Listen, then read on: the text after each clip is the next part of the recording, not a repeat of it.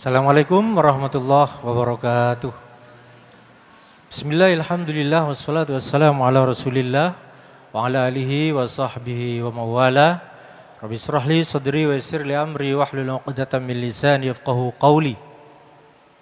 Allahumma rzuqni fahman nabiyyin wa hifdzal mursalin wa ilhamal malaikatil muqarrabin birahmatika ya arhamar rahimin. Amma ba'du.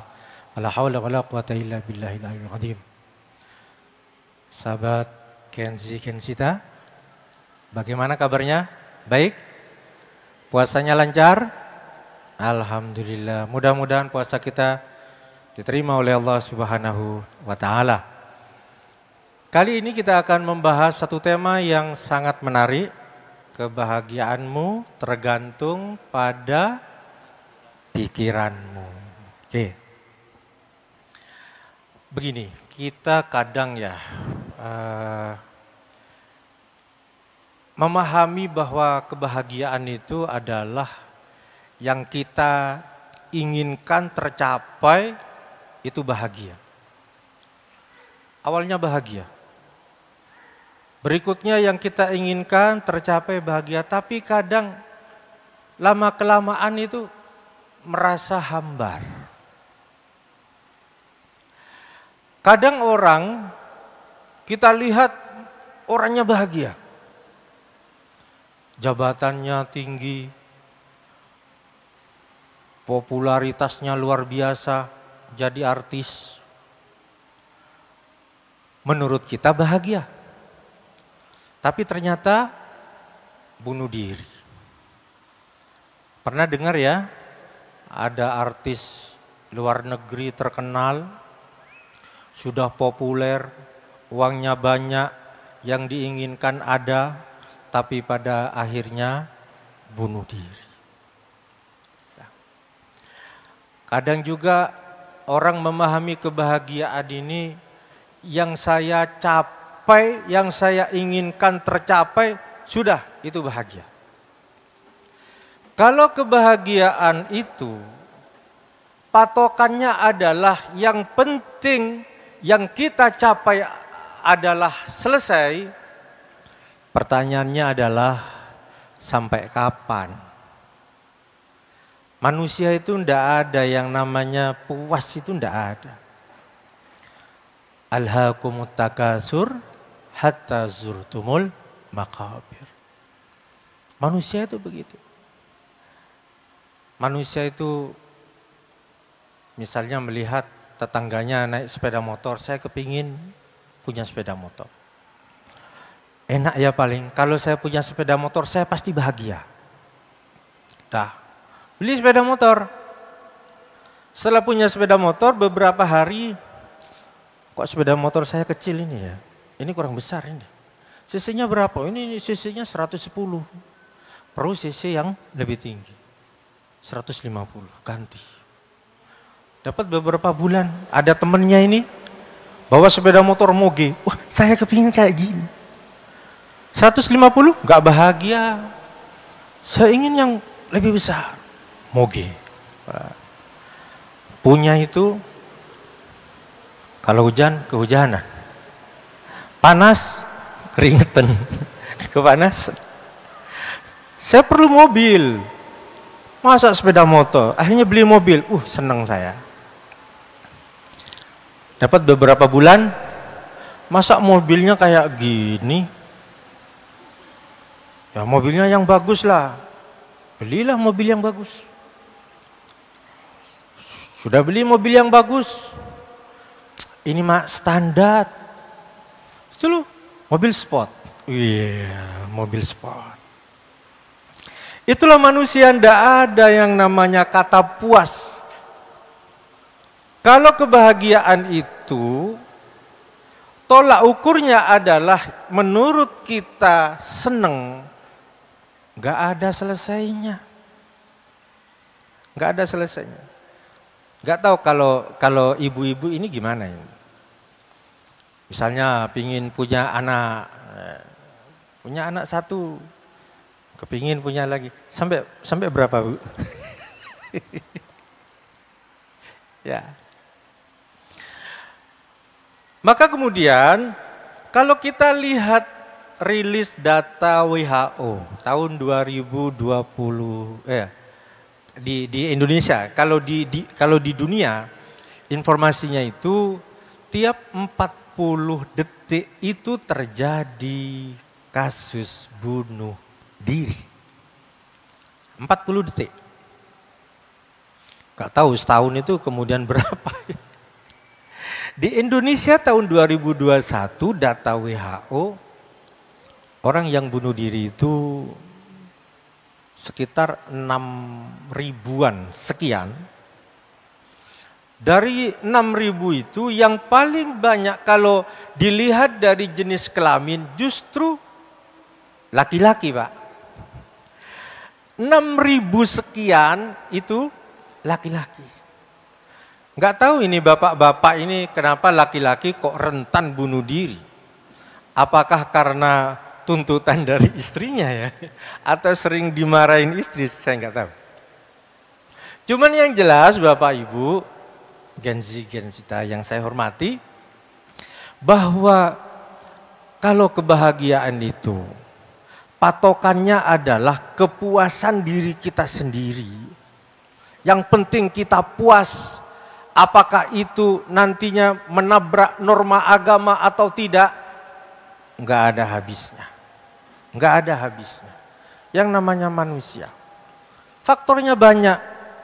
Ada karena ekonomi orang bunuh diri.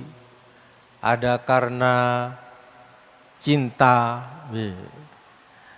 Ada karena kesehatan. Banyak sekali faktor-faktor yang berlatar belakang itu. Maka dari itu kebahagiaan kita sebenarnya tergantung dari pikiran kita. Dari pikiran kita. Bagaimana kita memulainya? Yang pertama, kita harus husnudzon kepada Allah Subhanahu wa taala. Apa husnudzon? Berbaik sangka kepada Allah. Kadang ada orang begini, biasanya anak muda. Allah tidak adil. Ya, begitu. Allah tidak adil. Kenapa? Loh iya, saya cinta kepada dia. Wong saya nggak kepingin apa-apa, moro-moro ada cinta. Setelah saya mencintai ternyata dipisahkan karena perbedaan agama. Ada yang begitu-begitu. Allah tidak adil. Kenapa cinta itu harus dibatasi oleh agama? Akhirnya Allah yang disalahkan. Ini tidak adil.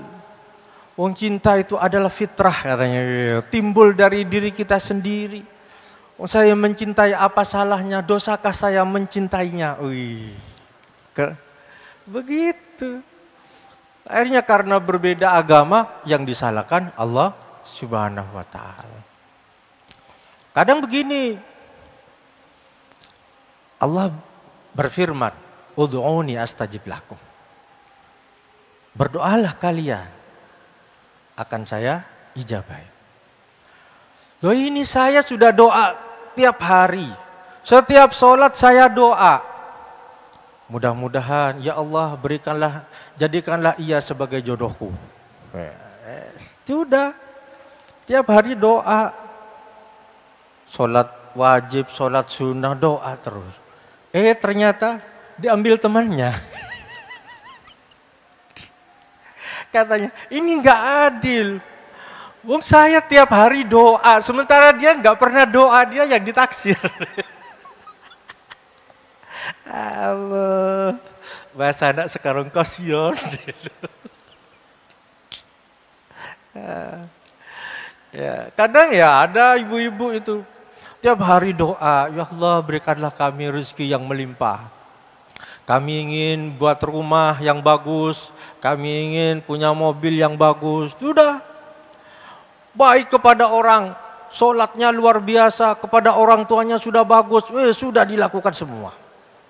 Ternyata yang dapat rumah, yang dapat mobil, tetangganya nggak pernah sholat. Nggak pernah ke masjid. Ke orang lain itu, killer ya. Gak ono senyum belas ya. Merengut ke orang, tapi dia yang kaya. Kalau kita tidak berbaik sangka kepada Allah Subhanahu wa Ta'ala, kita akan protes. Allah ini enggak adil. Masa saya yang sudah baik, saya yang sudah sholat, saya yang sudah doa, yang dikasih tetangga sebelah jahatnya luar biasa, katanya begitu. Ini di mana keadilan Allah? Nah, kadang kita itu mengalami hal-hal yang seperti itu. Sudah gak punya uang, sumpek lagi.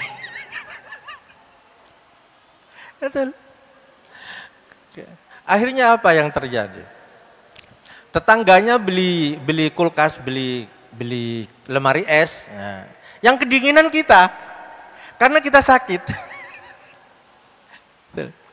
Tetangganya bangun rumah, kita yang ke rumah sakit. Kenapa itu terjadi? Karena kembali kepada pikiran kita. Kembali kepada pikiran kita. Jadi, ibu bapak, saudara-saudara yang saya hormati, adik-adik, Gen Z, Gen Zita yang saya hormati, bahwa kita harus husnudzon kepada Allah. Berbaik sangka kepada Allah.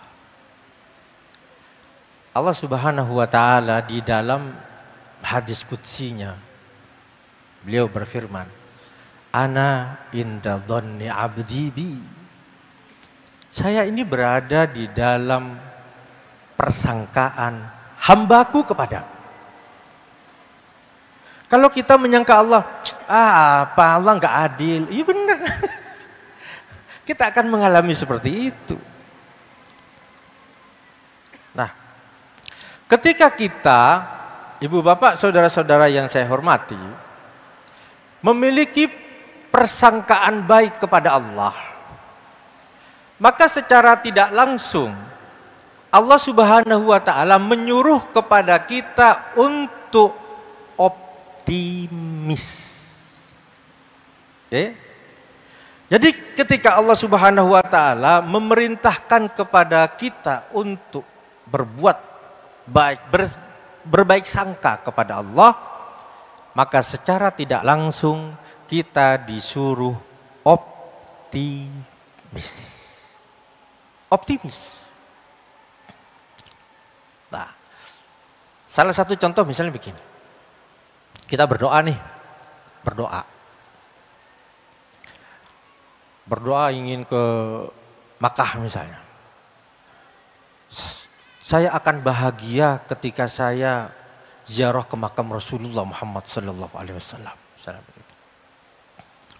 Akhirnya dia doa. Dia juga akan bahagia, kenapa? Karena akan mendapatkan pahala, misalnya begitu. Tapi ternyata 1 tahun, 2 tahun, belum bisa umrah. Nah, kita disuruh apa tadi? Disuruh berbaik sangka kepada Allah. Saya berdoa, saya yakin Allah akan mengabulkan.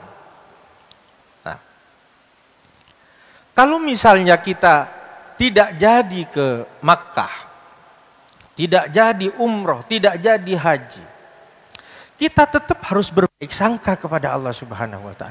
Kalau tidak berbuat tidak berbaik sangka, ini nanti yang rugi kita. Percuma, ternyata gak bisa umroh, percuma ngapain doa, percuma kalau gak punya uang, percuma doa. Akhirnya ngomong ke tetangganya, sampean apa, donga apa? Donga umroh, lah sampean miskin, gak iso, aku lo podo. Akhirnya menyalahkan diri sendiri, menyalahkan orang lain. Tambah sumpek. Tetangganya umroh, umroh, itu tuyul. Macam-macam pikirannya.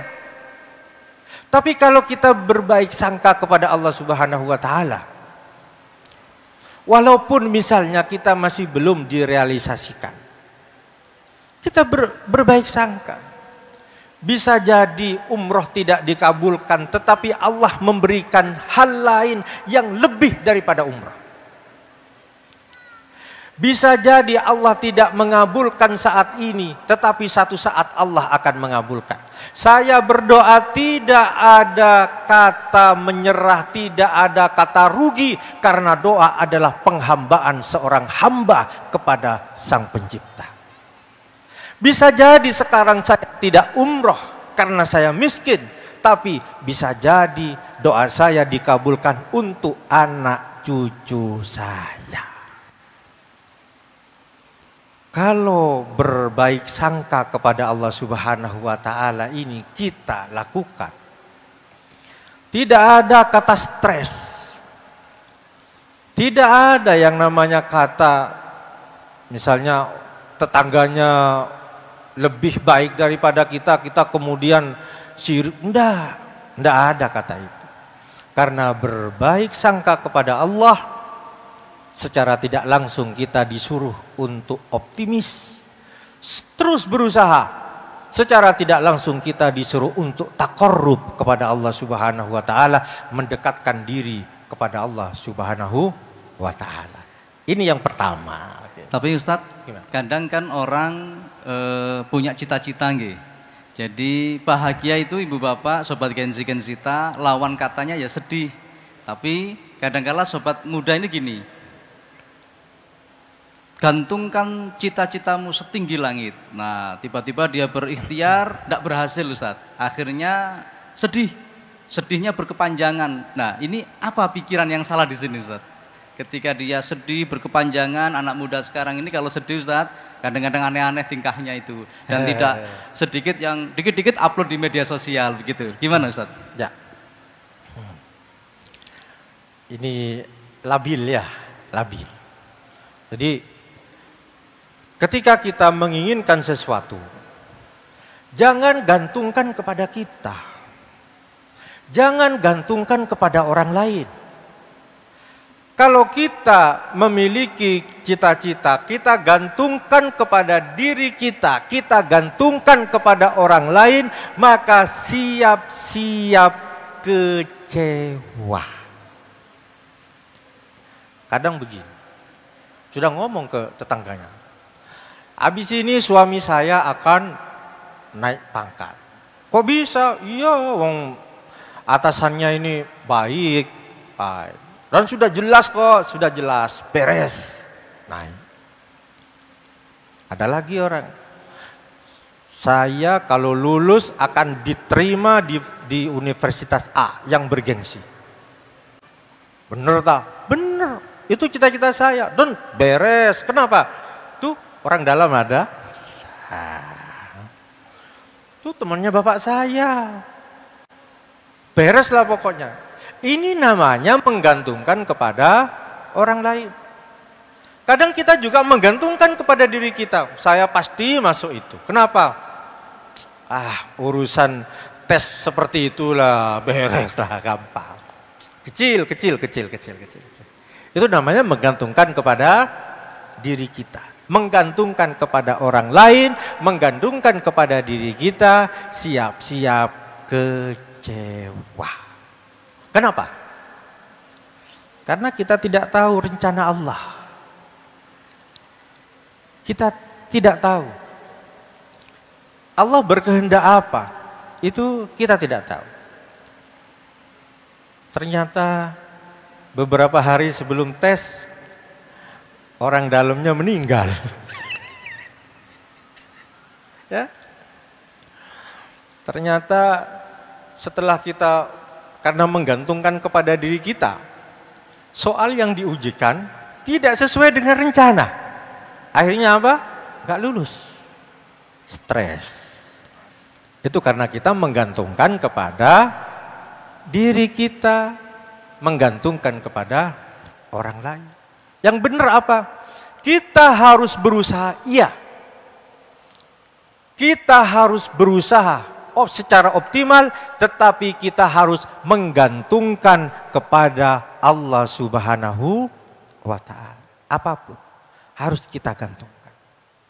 Nah, sekarang kalau sudah kita menggantungkan diri kepada Allah nih.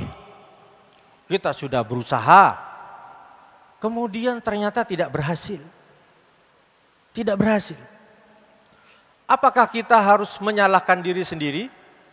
Jangan. Apakah kita harus menyalahkan orang? Bahkan menyalahkan Allah misalnya begitu? Jangan. Yang kita inginkan belum tentu sesuai dengan yang Allah kehendaki.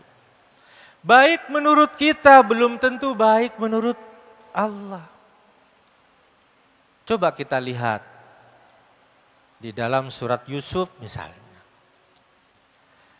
Ketika Nabi Yakub kehilangan putra tercintanya yang namanya Yusuf. Nabi Yakub nangis minta kepada Allah. Ini Nabi ingin segera bertemu dengan putra tercintanya. Ini Nabi. Sementara kita, Nabi bukan wali murid.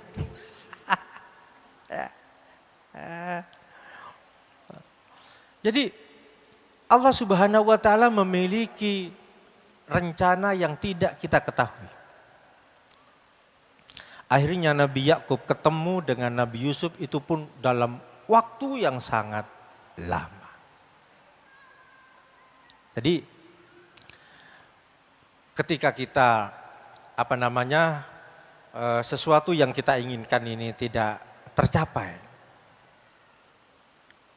itu jangan menyalahkan diri sendiri, apalagi orang lain. Kita harus husnudzon kepada Allah Subhanahu wa taala. Jangan-jangan Allah memiliki rencana lain yang lebih baik untuk saya. Bisa jadi kalau saya lulus di sini, justru ini adalah hal negatif menurut Allah. Kita tidak tahu sekarang, menurut kita baik begini. Tetapi di luar perkiraan justru itu adalah jalan yang tidak baik.